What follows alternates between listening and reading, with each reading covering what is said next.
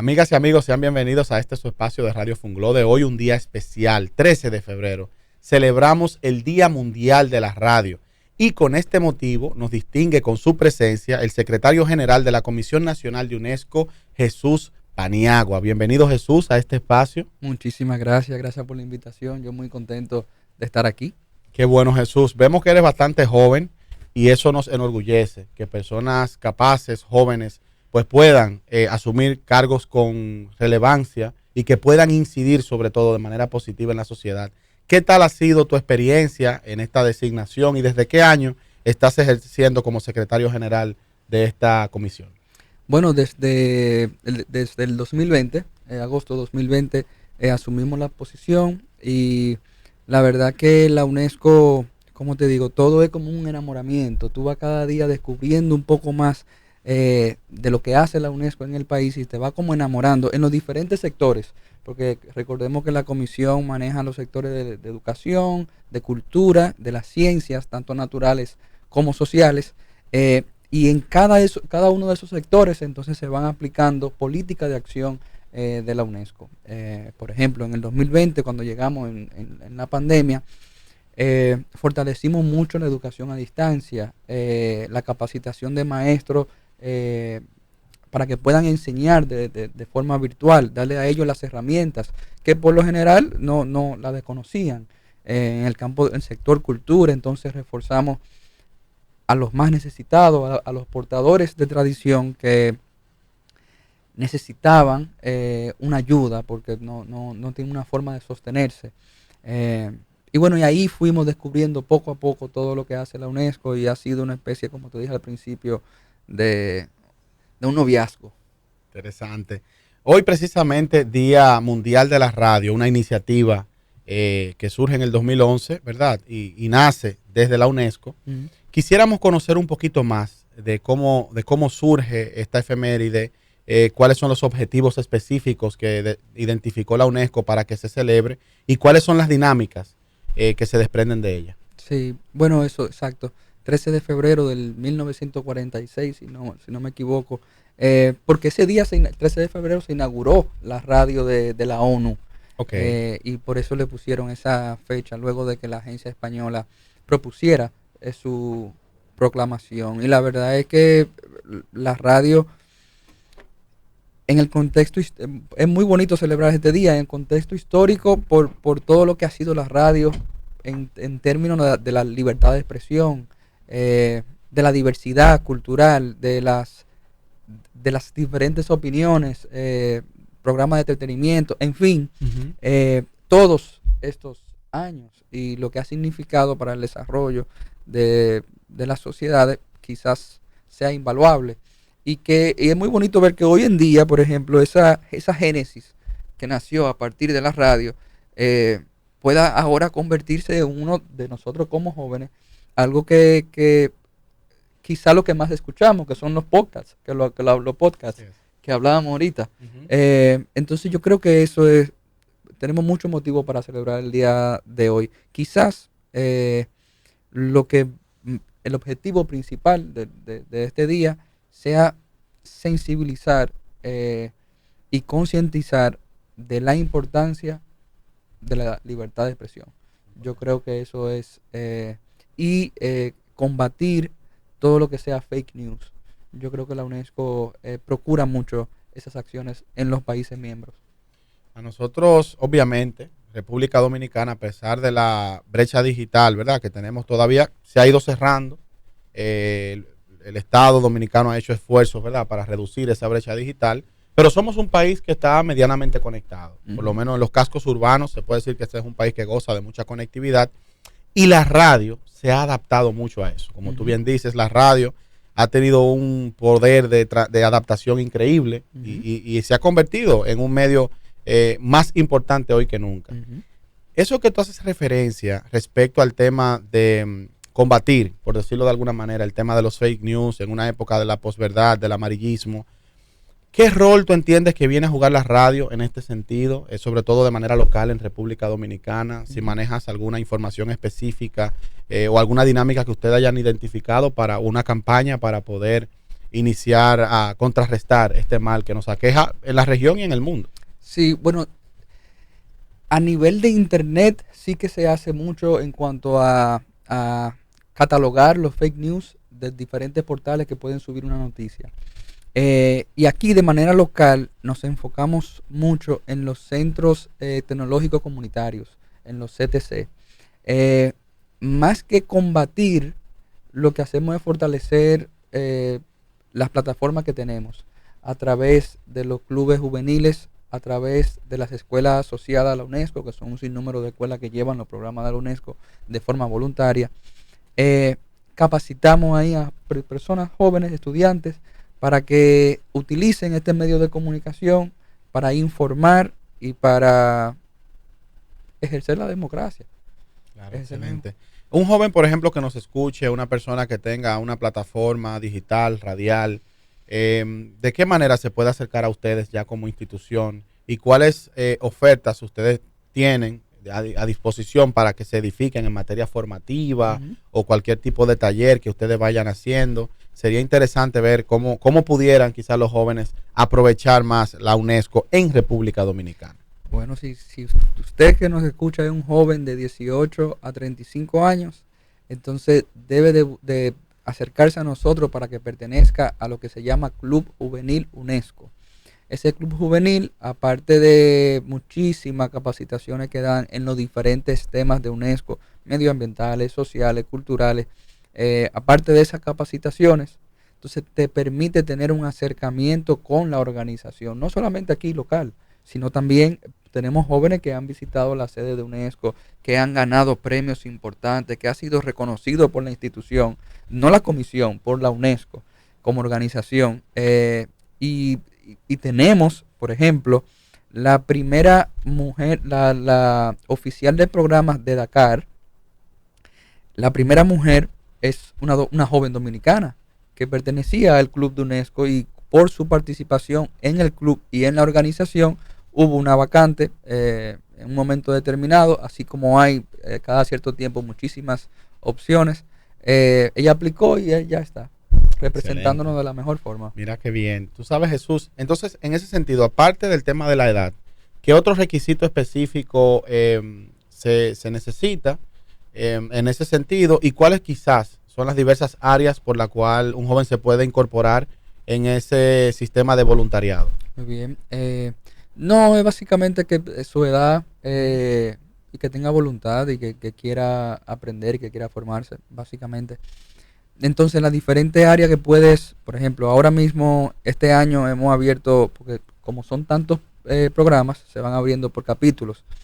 Ahora estamos trabajando el tema de patrimonio en manos de jóvenes, donde los jóvenes pueden primero reconocer su patrimonio, para que así pueda, después que lo reconoce, valorarlo, y luego de valorarlo, lo hace propio. Entonces ahí se trabaja tanto el tema inmaterial como material, los ingenios coloniales, en fin. O también está otro que se llama trash hack, que es como engañando a la basura, donde los jóvenes primero entienden la importancia de reciclar, pero aparte hacen proyectos con productos reciclables. También está cultura oceánica, por ejemplo, donde se entiende mucho mejor la vida debajo del mar, la importancia de los arrecifes, de los corales. Pero mira, muy interesante, de verdad, Jesús. Sí. Hay muchas formas de participar. Qué bueno, qué bueno. Tú sabes que a propósito del tema de el patrimonio inmaterial y material, que obviamente UNESCO, que es un órgano que está orientado a la parte cultural, educativa de las Naciones Unidas, precisamente en República Dominicana hace unos años ya, pues se les reconoció como patrimonio inmaterial los géneros musicales como la bachata, el merengue, y yo creo que eso nos llena bastante de orgullo a nosotros. Y a propósito de que hoy se celebra el Día Mundial de la Radio y cómo ha evolucionado la radio, que sigue siendo un medio importante, hay un fenómeno que es el de las redes sociales, que la radio obviamente ha estado ya asumiendo, se ha incursionado y se ha incorporado a este fenómeno. Y hay algo que me preocupa bastante del tema de las redes sociales. Esa interconectividad a veces tiende, de un modo u otro, a amenazar la cultura local. Entonces, en ese proceso de amenaza, a través del tema de lo que denomina la transculturalización, las culturas locales, sobre todo países como el nuestro, con sus limitantes, pues se van viendo un tanto limitadas, van desvaneciendo con el tiempo. Yo diría que la cultura local se ha ido transformando, porque obviamente culturas como la estadounidense, que son modelos a seguir a nivel mundial y que saben trabajar muy bien como país, como Estado, lo que es fortalecer su identidad. Sí me preocupa que países como el nuestro pues se vayan quedando, si bien cabe el término, un poco rezagados en materia de fortalecer su identidad cultural. ¿Qué ha identificado ustedes como órgano para fortalecer esa parte y cuáles iniciativas han venido desarrollando para precisamente darle mayor fortaleza a este tema de la identidad cultural? Sí, mira, yo creo que todos los programas de la UNESCO, de todos los sectores, tienen como eje principal la identidad, el fortalecimiento de la identidad. Mira, hay un libro que a mí me gusta mucho que se llama 100 años de soledad, que lo escribió Gabriel García Márquez, todos lo conocemos. Premio Nobel. Exactamente. Y hay un capítulo donde, o un pasaje, no es un capítulo, es un pasaje donde el pueblo de Macondo pierde la memoria. Y yo cada vez que puedo vuelvo a ese pasaje, porque todavía me da el mismo sentimiento de angustia, de que tú no sabes bien lo que va, aunque tú sepas, pero te da como el sustico, ¿verdad? Y lo peligroso de ese momento, o lo que para mí me genera la angustia, que es que cuando tú no sabes quién tú eres, entonces te convierte en el otro. Eso pasa cuando nosotros perdemos la identidad. Entonces, el fortalecimiento de la identidad es vital para lo que hemos desarrollado. Un proyecto en específico que es muy importante porque es la primera vez que nosotros como país accedemos a ese fondo, es el Fondo de Patrimonio Cultural Inmaterial. ¿Qué pasa? Cuando llegamos, como te dije, en el 2020, en la pandemia, vimos la necesidad. Muy bien dice el merengue y la bachata, y gracias a Dios esas dos expresiones caminan solas, porque ya están dentro de nosotros. Pero en la diferencia de los congos, de Villamella, la Cofradía del Espíritu Santo. Esa herencia afrocaribeña. Sí. Y los guloyas de San Pedro de Macorís, esa herencia afrocaribeña, sí que se vieron en un momento extremadamente vulnerables.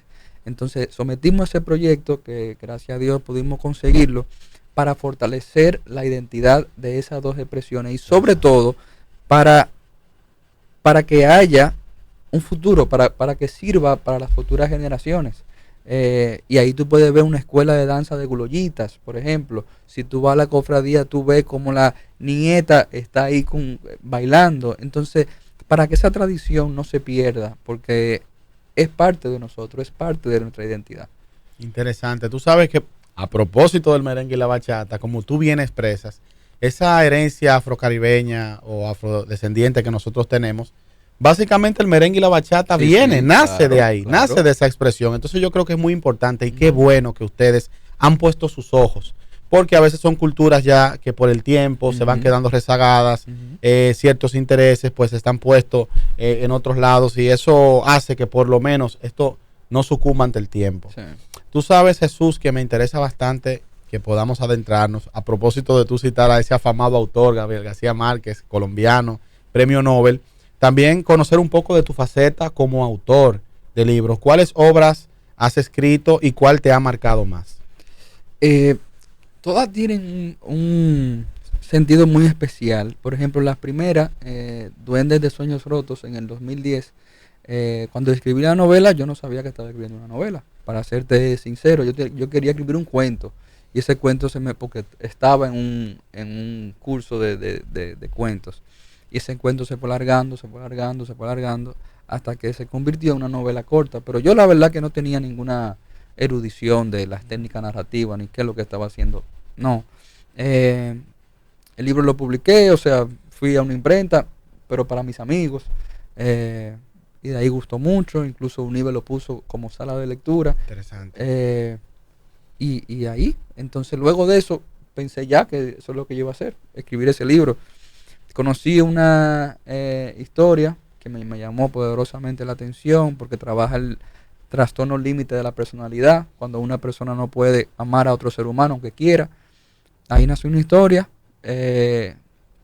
Y ya la lectura y la escritura eran como parte de mí, la publicó una editorial y luego conocí la historia, esa novela se llama Otro día como ayer. Otro día como ayer. Ajá, entonces luego por coincidencia de la vida fui profesor voluntario de Najayo Mujeres por 4 meses y ahí conocí, como era español muy básico, básicamente para las extranjeras, entonces es increíble la cantidad de rusas, holandesas, australianas que están aquí en Najayo, estaban en el 2013 por mula, por narcotráfico, Sí. porque claro, es un tema que lo Pero tenemos es bien una realidad presente. que no podemos darle de lado. Es una Sí, realidad. pero cuando tú llegas a ese salón que tú ves todo eso, tú dices, wow, pero en serio.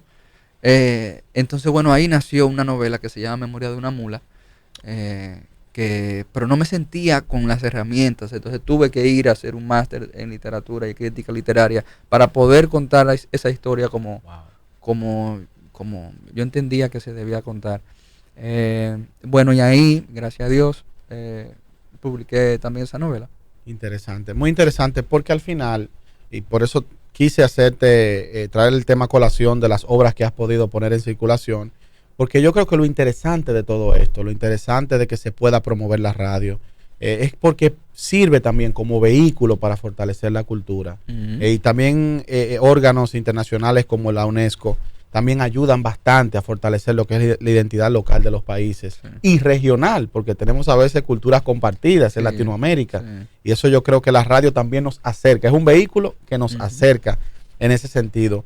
Nos gustaría saber en la Comisión Nacional de UNESCO en República Dominicana, cuáles son los planes que tienen con miras o una agenda a agotar en este año 2024. Ujú. Se acercan, por ejemplo, unas elecciones, que eso prácticamente incide en todos los sectores, y yo sé que de un modo u otro la UNESCO no sé si va a tener algún rol de observador, yo sé que Naciones Unidas sí. Ujú. ¿Cómo están manejando esa agenda 2024, ustedes como Comisión Nacional?